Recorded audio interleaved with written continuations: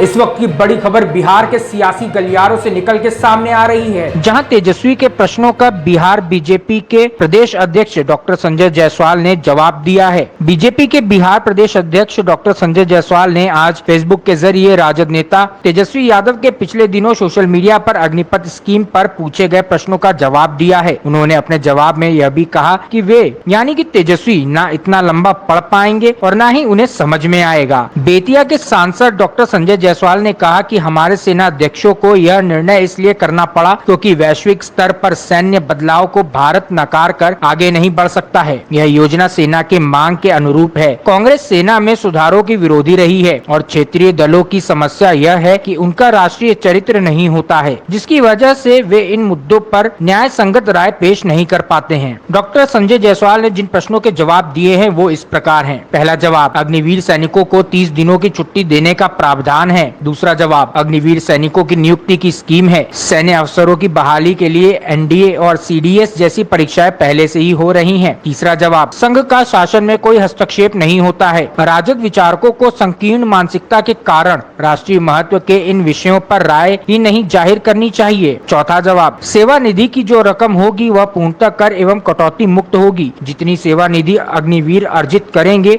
उतनी ही राशि केंद्र भी लगाएगा। पांचवा जवाब, ग्रेच्युटी इस मानदेय में समाहित नहीं होगी, लेकिन जो 25% अग्निवीर सेना में कमीशन किए जाएंगे उनको इसकी सुविधा मिलेगी। छठा जवाब, अग्निवीरों को सेवा काल में मेडिकल व कैंटीन की सुविधा मिलेगी। सातवां जवाब, सेना के अंदर से ही इस प्रकार के सुधारों की मांग वर्ष 1989 से ही की जा रही थी। भारत में सैनिकों की औसत आयु 32 वर्ष है, जो दुनिया में सबसे ज्यादा है, जबकि अमेरिका में यह मात्र 27 वर्ष है और चीन में तो यह और भी कम है। आठवां जवाब, विश्व में बदलती रणनीतिक स्थितियों को देखते हुए और सेना की मांग को ध्यान में रखते हुए इस स्कीम को लाया गया है, जिसमें रक्षा विशेषज्ञों से भी सलाह ली गई है। संसद के डिफेंस कमेटी में कांग्रेस के तरफ से नामित मनीष तिवारी ने भी इस स्कीम को पूर्ण समर्थन दिया है। नवा जवाब, अग्निवीर सैनिकों को 12वीं की डिग्री भी दी जाएगी, जिससे उच्च शिक्षा में भी उन्हें किसी भी प्रकार की रुकावट नहीं आएगी। सेवा निधि से वह पढ़ाई या अपना व्यापार कर सकते हैं। 10वां जवाब, देश के सामान्य युवा देश से प्रेम करने वाले हैं। राजद ने अपने कैडर मतदाताओं को हिंसा में उपयोग किया है, तभी उनके मन में ऐसे सवाल आ सकते हैं। 11वां जवाब, राजद ने 15 वर्षों के शासन में मात्र 3 लाख लोगों को नौकरी दी थी। एनडीए ने बिहार में अपने शासनकाल में 7 लाख से ज्यादा सरकारी नौकरियां दी हैं। 12वां जवाब, कोरोना से पहले 2019 में हमने सेना में ही अकेले 78,000 लोगों को नौकरी दी थी। 13वां जवाब, सेना में जाना सेवा में जाना नहीं है, यह देश सेवा का मिशन है।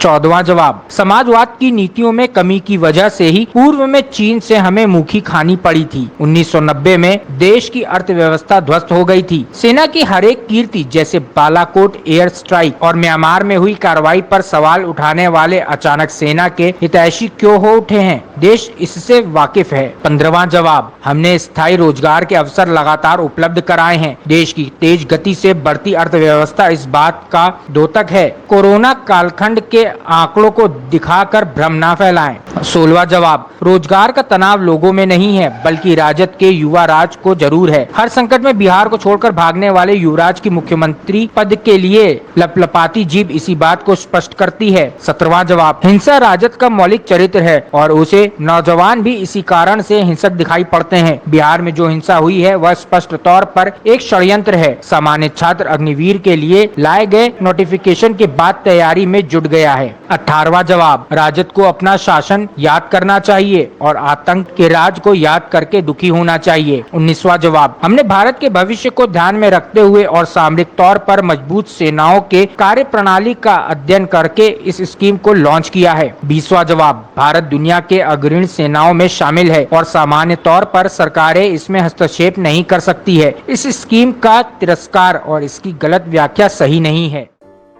अगर आपको हमारा वीडियो पसंद आया हो तो इसे लाइक करें, सब्सक्राइब करें और साथ ही बेल आइकन दबाना ना भूलें।